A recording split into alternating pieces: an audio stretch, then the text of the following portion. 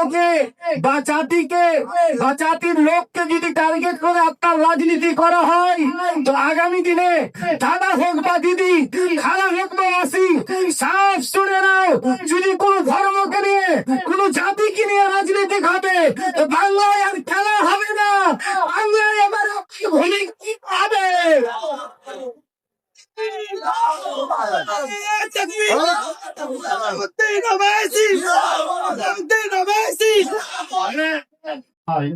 সর্বপ্রথম তো আমি আপনাদেরকে এটাই বলি যে অনেকের প্রশ্ন হবে যে সমস্ত মঞ্চে আলিম ওলামা কেন। আমি কয়েকটি প্রশ্ন নিয়ে এসেছি আপনার কাছে, বুঝতে পারলেন কিনা? তো সেই প্রশ্নের উত্তর ইনশাআল্লাহ তাআলা আমি দিয়ে যাব। शायर की वजह सुनो, हमारी पहचान न पूछो जमाने को क्या हमारी पहचान है, न पूछो जमाने को क्या हमारी पहचान है, हमारी पहचान तो सिर्फ ये है कि हम हिंदुस्तानी हैं। हमारी पहचान तो सिर्फ ये है कि हम हिंदुस्तानी हैं। मैं जब मर जाऊं तो मेरी अलग पहचान लिख देना, मैं जब मर जाऊं तो मेरी अलग पहचान लिख देना, लहू से मेरी पेशानी में हिंदुस्तान लिख देना, लहू पे मेरी पेशानी में हिंदुस्तान लिख देना। ब्रादर इस्लाम, বর্তমানে যে রাজনীতি হচ্ছে, এই রাজনীতিটা শুধু অনলি ফর একটা ধর্মকে নিয়ে, একটা জাতিকে নিয়ে রাজনীতি হচ্ছে। কথাটা বলেন ঠিক না বেঠিক? হাত তুলে বলেন কথাটা ঠিক না বেঠিক? এখন বর্তমানে যে রাজনীতিটা হচ্ছে, এটা একটা ধর্মকে টার্গেট করে, এটা একটা জাতিকে টার্গেট করে।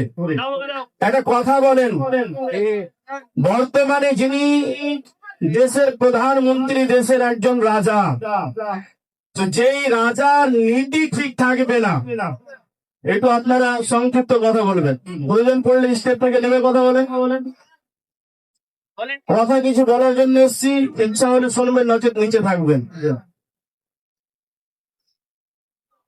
এখন বর্তমানে যেই রাজনীতি হচ্ছে, এই রাজনীতিতে অনলি ফর একটা ধর্মকে, একটা জাতিকে টার্গেট করে আপনার রাজনীতি হচ্ছে। কথা বলতেছিলাম, যদি রাজার নীতি ভালো না থাকে, রাজার যদি নীতি ভালো তার না থাকে, কিন্তু তার রাজপ্রসাদ কোনো মতে টিকতে পারবে। রাজাকে যদি নিজের রাজপ্রসাদ ঠিকাতে হয়, তাহলে সর্বপ্রথম তাকে নীতি ভালো করতে হবে। যদি তার নীতি ভালো না হয়, তাহলে কোনো মতেই আপনার কিন্তু রাজনীতি কোনো মতেই আপনার তার ঠিকঠাক থাকবে না। কিন্তু ব্রাদারে মিল্লাত ইসলামিয়া বলার উদ্দেশ্য হচ্ছে কি, যে জিনিসটা আসল থাকবে, আসলের পিছে কিন্তু একটা রিসার্চ হয়, নকলের পিছে রিসার্চ হয় না। নকল তো নকল, আসল তো আসল। কিন্তু কাজের কথা হলো যে বর্তমানে যেভাবে রাজনীতি করা হচ্ছে, আমরা রাজনীতি শান্তির রাজনীতি চাই, আমরা ভালোবাসার রাজনীতি চাই, আমরা প্রেম প্রীতির রাজনীতি চাই। এই জায়গাতে কোন রকমের কোন ধর্মকে, কোন জাতিকে যেন টার্গেট না করা হয়। যদি ধর্মকে বা জাতিকে বা জাতির লোককে যদি টার্গেট করে আপনার রাজনীতি করা হয়, তো আগামী দিনে দাদা হোক বা দিদি, খালা হোক বা মাসি, সাফ শুনে নাও, যদি কোন ধর্মকে নিয়ে, কোন জাতিকে নিয়ে রাজনীতি হবে, তো বাংলায় আর খেলা হবে না। বাংলায় এবার ভূমি কি হবে?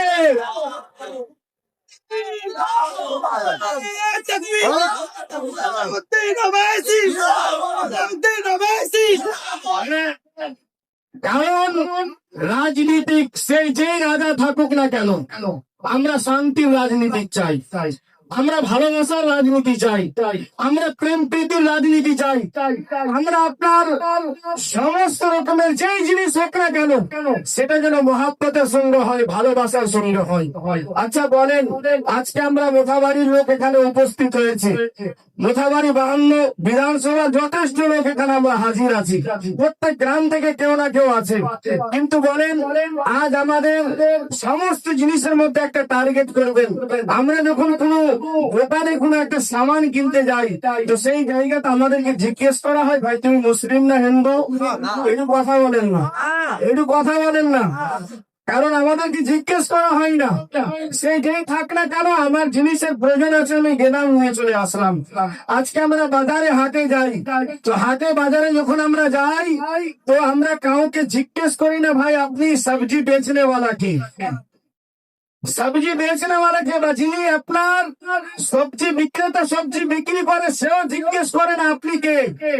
আমাদের কোন জিনিসের মধ্যে জাতির ভেদাভেদ নেই। আমরা যখন কোন গাড়িতে আপনার যাই, সেই গাড়িতে আমাদের জাতির ভেদাভেদ নেই। কোন বাজারে যাই, সেখানে জাতির ভেদাভেদ নেই। যখন আরো অন্য কোন জায়গা যাই, সেই জায়গাতে আপনার জাতির ভেদাভেদ নেই। কিন্তু এই রাজনীতিককে নিয়ে একটা ধর্মকে কেন টার্গেট করা হবে, একটা জাতিকে কেন টার্গেট করা হবে? যদি আপনাকে রাজনীতি বন্ধ হয়, তাহলে আপনি সবার জন্য একই নজরে সবাইকে দেখেন না, এক নজর আপনি সবাইকে দেখেন না। একটা ধর্মকে একটা জাতিকে কেন টার্গেট করা হবে? কারণ আপনি যখন দেশের রাজা, আপনাকে নিজের নীতি ভালো রাখতে হবে, নিজের চক্ষু লজ্জা ভালো রাখতে হবে। যদি আপনি নিজের চক্ষু লজ্জা ভালো না রাখেন, যদি আপনি নিজের নীতি ভালো না রাখেন, তাহলে আপনার সেই রাজপ্রসাদ পুরো মোটেই টিকতে পারবে না। যদি আপনাকে রাজপ্রসাদ টিকাতে হয়, রাখতে হয়, তাহলে জাতি নির্বিশেষে সমস্ত রকমের লোককে আপনি এক নজরে দেখেন, একই ভালোবাসায় দেখেন, একই প্ল্যাটফর্মে দেখেন, তাহলে আপনার সমস্ত জিনিস ঠিক থাকবে, নচেত ঠিক থাকবে না। কারণ আজ ব্রাদারে মিল্লাত ইসলামিয়া, এটা থেকে আরো একটা জিনিস সাফ বোঝা যাচ্ছে যে ইসলাম এমনই একটা ধর্ম, সেই ধর্মকে নিয়ে সবাই পাগল রয়েছে, সবাই নিশাতে রয়েছে। কিন্তু এটা আপনার কারো দেওয়া ধর্ম নয়, আমার আল্লাহ দেওয়া, আমার আল্লাহ দেওয়া ধর্ম। দুনিয়ার সমস্ত লোকের সোচ শিখে শেষ হয়ে যাবে, কিন্তু ইসলামকে রিসার্চ করে শেষ করতে পারবে না। বুঝতে পারলেন কিনা? ব্রাদারে মিল্লাত ইসলামিয়া বলার উদ্দেশ্য হলো যে আপনি ভালোবাসার সঙ্গে, মহাব্বতের সঙ্গে যখনই আপনি এই কাজটা করবেন, সবাই আপনাকে মানবে, সবাই আপনাকে জানবে, সবাই আপনাকে বলে ভালোবাসবে। কিন্তু দুঃখের বিষয় এটাই হচ্ছে যে আজ এখন আমাদেরকে একটা টার্গেট করা হচ্ছে। ব্রাদারে মিল্লাত ইসলামিয়া, যাকে যেই রাজা হোক না কেন, তার জন্য নীতি ভালো হয়, তার জন্য আপনার চক্ষু দৃষ্টি ভালো হয়, তাহলে অটোমেটিক তার লাখ প্রসাদ ঠিকবে।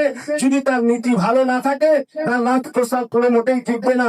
এখান থেকে আমি নিজের সংক্ষিপ্ত আলোচনা আপনার নীতি করলাম, যেহেতু আমাকে বারবার করে আপনার দাওয়াত দেওয়া হয়েছিল, বলা হয়েছিল। কিন্তু হয়তো লোকের একটা মনের মধ্যে সওয়াল হতে পারে, প্রশ্ন হতে পারে, যে সমস্ত মঞ্চে আলিম ওলামা কেন, ব্রাদারে মিল্লাত ইসলামিয়া, আজকে আমি এই কাজের জন্য এসেছিলাম যে আমার মনের মধ্যে কয়েকটি প্রশ্ন ছিল। শুধু আমি মোথাবাড়ির সমস্ত লোককে বলি যে শুনেন, হিন্দু হোক বা মুসলিম, শিখ হোক বা ইসাই, আমরা এমন একটা জায়গাতে বসবাস করি। আপনাকে একটা সত্যি কথা বলি, আজ তো হয়তো মুসলমান সুখী হয়ে গিয়েছে। এমন একটা দিন ছিল, সেই দিনে একটা জামাতে আপনার 5 বছর চালাতে হয়েছে, 2 বছর চালাতে হয়েছে। তখন পবিত্র ঈদের নামাজ পড়তে দিতাম আমরা। তাহলে 4 দিন আগে একজন হিন্দু ধর্মকে আমরা নিজের জামাটা পরিষ্কার করে দিতাম, পরিষ্কার করতে দিতাম। তুমি পরিষ্কার করে রাখো, এই জামাটা পরে আমি ঈদের নামাজ পড়তে যাবো। তাহলে আমরা যেই নামাজ পড়তে যাবো, আমাদের কাপড়টা পরিষ্কার করনেওয়ালা একজন হিন্দু ব্যক্তি, আমাদের কাপড়টা ইস্ত্রি করনেওয়ালা একজন হিন্দু ব্যক্তি, সে একটা ইস্ত্রি করে দিল, আবার সেই কাপড় পরে আমরা ঈদের নামাজ পড়লাম। এই ছিল আমাদের ভালোবাসা, এই ছিল আমাদের মহাব্বত। কিন্তু আজ কি কারণে শুধু অনলি ফর একটা ধর্মকে, একটা জাতিকে টার্গেট করা হচ্ছে? এটা দুঃখের বিষয়। ব্রাদারে